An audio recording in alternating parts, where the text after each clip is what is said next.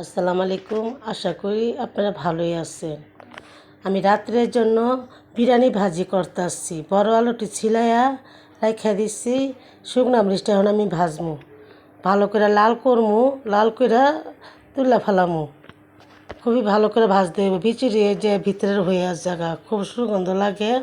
পেঁয়াজটাও ছেড়ে দিচ্ছি, দিয়ে ভালো করে বেরেস্তা করবো। এটা সুন্দর করে বেরেস্তা করবো, লাল করবো। এই যে হয়ে গেছে বেরেস্তা, আমি এটা নামায় ফেলাইতেছি। এই যে আলাদা রাখছি, এটা আমি গুঁড়া করবো শুকনো মিষ্টি। এই যে শুধু তেলটা মধ্যে আমি ছেড়ে দিচ্ছি, ভাজিটা এভাবে করবো আমি।